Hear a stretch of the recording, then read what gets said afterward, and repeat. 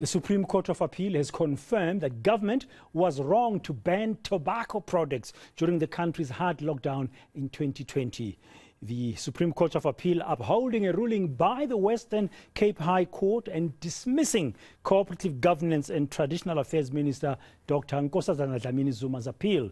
The court has found that there was little scientific basis for her arguments. She claimed that the ban was necessary in order to protect lives and reduce the strain on the country's healthcare system. Tax Justice SA says the ruling imposes a duty on government to undo the damage it inflicted. Let's discuss this now with Tax Justice SA founder Yusuf Abramji. Yusuf, good afternoon and thank you very much for your time. I guess this ruling would be welcomed in many respects, particularly because the country has lost millions in illicit tobacco trading.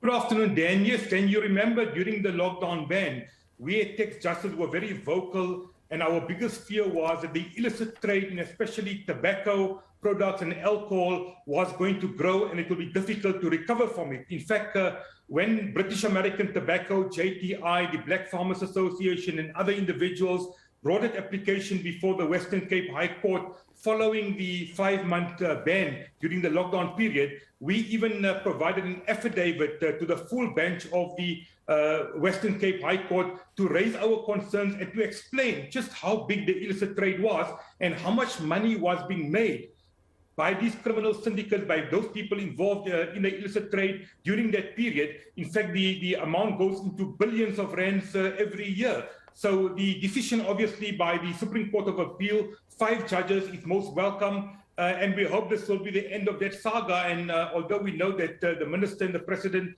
can still take it to the Constitutional Court, but my view is that the chances of succeeding might be very, very slim based on what the 8 judges in the 2 courts have already ruled then. Yeah, so what is Tax Justice SA's view?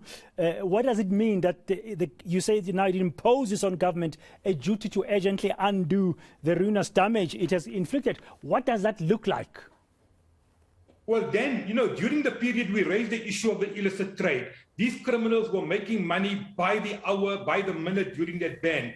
And now we're seeing that illicit trade is growing. In fact, the latest research by Ipsos, the market company, shows that the illicit trade is now at the highest level ever. In fact, Tax Justice South Africa also did our own independent investigations, and it shows that most of the shops are now selling this illicit products. The minimum collectible tax on a packet of 20 cigarettes is just about 22 rand. It's being sold for 7 rand, 8 rand, which means that the money is not going into the fiscus.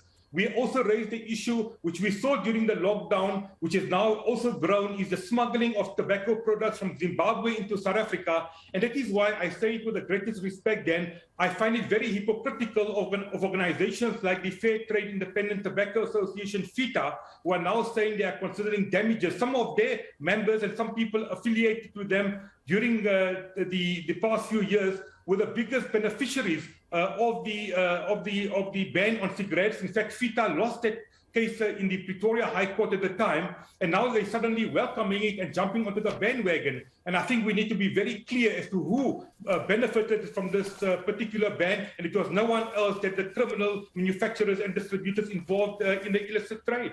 Yeah, now finally and very briefly, you think the government might take it to the Constitutional Court, but in your view it might be a lost cause. But for an ordinary South African, when they hear about the billions of rands that are being lost illicit, they wonder which would be easy to recover. Because as you know, illicit tobacco trading is very complex. Indeed, then, in fact, that is why we are saying, and that is why Tax Justice has launched what we call the Fight Back Charter 2022. We're calling on government to act against the money launderers. We're calling on Interpol to issue red notices against those that are implicated and involved. We're calling for sanctions against some of the people that we know are involved in this trade. So we want government to act. We want SARS to act. We want really an end to the illicit trade, because South Africa is losing millions and millions of rands every day. We cannot sit back. We have to fight back then. Thank you very much, Yusuf Abramji, the founder of Tax Justice SA.